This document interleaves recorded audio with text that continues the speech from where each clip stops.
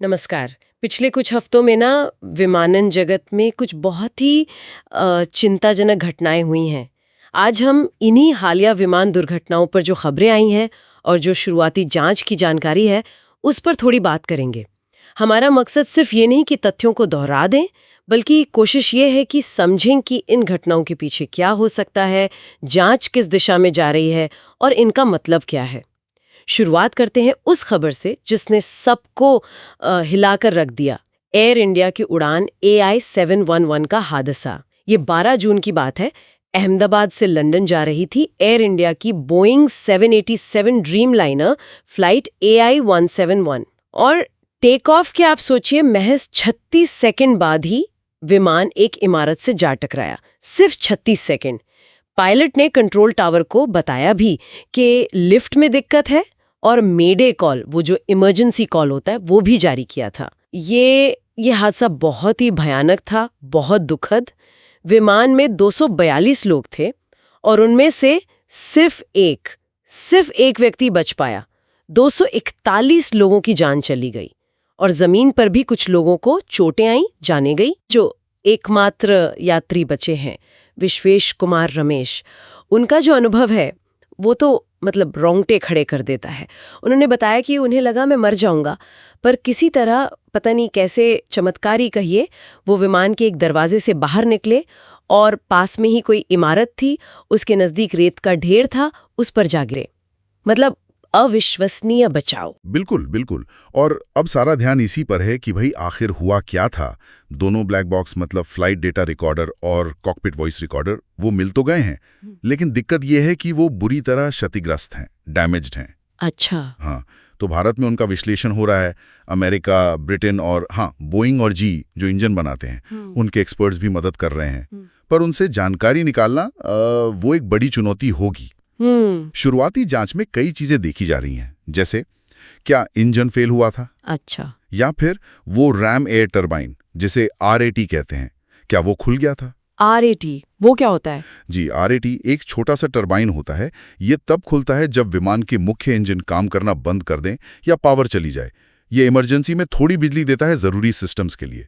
तो इसका खुलना मतलब ये इशारा करता है कि शायद पावर में कोई बड़ी दिक्कत आई थी। अच्छा। और एक बात और चल रही है, पक्षियों के टकराने की, क्या वो भी मुमकिन है? हाँ, ये भी एक संभावना है जिस पर जांचकर्ता जरूर ध्यान दे रहे हैं। देखिए, विमान जब उड़ रहा हो, खासकर टेक ऑफ या लैंडिंग के टाइम, अगर पक्षी टकरा जाएं तो इंजनों को नुकसान हो सकता है। और इसी वजह से अब ये मांग उठ रही है भारत में कि एयरपोर्ट्स के आसपास करीब 10 किलोमीटर के दायरे में ऐसी जगह बंद हो जहां कचरा फेंका जाता है या मांस बिकता है, मतलब वो चीजें जो पक्षियों को खींचती हैं, हाँ। उन पर पाबंदी लगे। ये तो जरूरी लगता है। और इस हादसे का असर भी तो पड़ा होगा। हाँ बिल्कुल। एयर इंडिया ने अपनी कुछ लंबी दूरी की 787 उड़ानें वो अस्थायी रूप से कम कर दी हैं। शायद कोई अंदरूनी जांच चल रही हो या बस सावधानी के तौर पर। और बोइंग का भी सुना। जी, बोइंग ने भी पेरिस एयर शो में अपनी भागीदारी काफी कम कर दी। जाहिर है, इतना बड़ा हादसा हुआ है। ये सच में इस साल की अब तक की दुनिया की सबसे भीषण विमानन आपदा है। लेकिन बात यहीं खत्म नहीं हुई। इसी के एक हफ्ते बाद ही 19 जून को अमेरिका में 2 और विमान हादसे हुए। वो छोटे विमान थे, पर थे तो हादसे ही। हाँ, वो असल में जनरल एविएशन के मामले थे, मतलब कमर्शियल एयरलाइन नहीं, छोटे निजी विमान। एक तो मैसाचुसेट्स के बेवर्ली में हुआ। एक सिंगल इंजन वाला प्लेन था, टेक ऑफ के फौरन बाद सड़क पर गिरा और एक बिजली के खंभे से टकरा गया। ओह। उसमें एक व्यक्ति की मौत हो गई और एक गंभीर रूप से घायल है। अमेरिका की NTSB यानी नेशनल ट्रांसपोर्टेशन सेफ्टी बोर्ड, वो इसकी जांच कर रही है। NTSB ही वहां ऐसे सभी हादसों की जांच करती है। और उसी दिन मोंटाना में भी एक हादसा हुआ। जी हाँ, उसी दिन मोंटाना में बिलिंग्स के पास एक छोटा निजी विमान क्रैश हुआ। और दुख की बात यह है कि उसमें येलोस्टोन काउंटी के कमिश्नर थे, जॉन ऑस्टलन, उनकी मौत हो गई।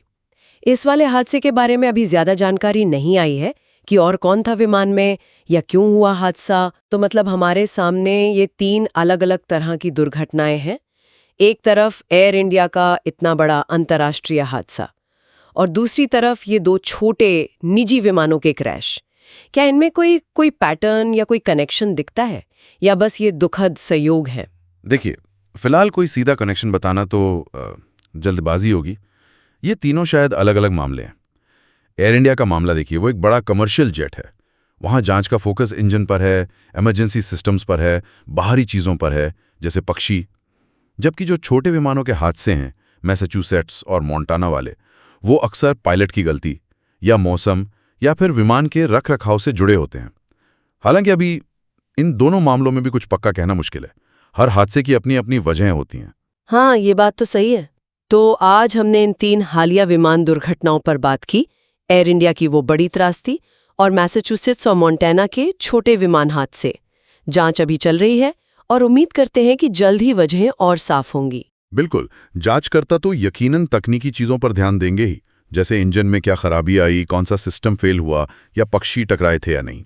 ये तात्कालिक कारण है, लेकिन ये सोचने वाली बात ज़रूर है, खासकर एयर इंडिया जैसी बड़ी घटना को देखते हुए, कि क्या ये सिर्फ एक तकनीकी खामी थी या फिर ये वैश्विक विमानन उद्योग में, मतलब सुरक्षा के कल्चर पर या विमान बनाने की प्रक्रिया पर या नियमों की निगरानी पर, ऐसे बड़े व्यवस्थागत सवालों की तरफ भी इशारा करता है। शायद इन व्यापक मुद्दों पर भी हमें और ध्यान देने की जरूरत है। ये सवाल आगे की उड़ान सुरक्षा के लिए बहुत अहम है।